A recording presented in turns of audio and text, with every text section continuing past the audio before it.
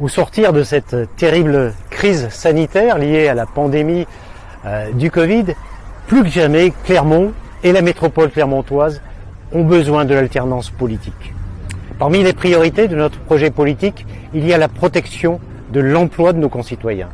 Protéger l'emploi, c'est protéger le pouvoir d'achat, c'est permettre aux entreprises de continuer à créer de la richesse, créer de la valeur et amener de la fiscalité à la collectivité.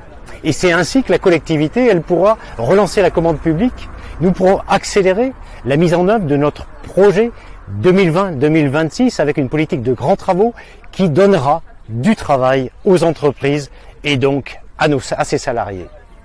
La deuxième priorité, c'est la santé, protéger la santé des Clermontois. C'est mettre en place une politique d'urbanisme de pleine santé. L'air que nous respirons en ville est fonction de la pollution automobile.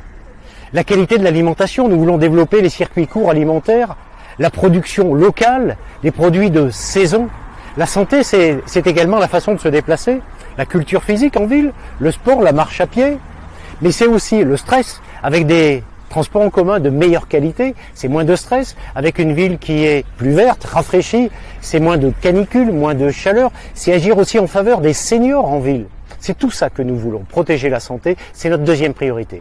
Et enfin, notre troisième grande priorité, c'est de protéger l'intégrité physique des Clermontois, c'est-à-dire leur sécurité, en augmentant les moyens de la police municipale, en faisant en sorte que les quartiers soient plus sûrs, et au besoin mettre plus de vidéoprotection dans certains quartiers. Et puis c'est en combattant au quotidien tout ce qui pourrit la vie de nos concitoyens, c'est-à-dire toutes ces incivilités. Donc finalement cette crise sanitaire a été un révélateur de nos insuffisances et elle doit être demain un accélérateur de nos transformations en matière de protection physique de nos concitoyens, protection sanitaire et protection de l'emploi.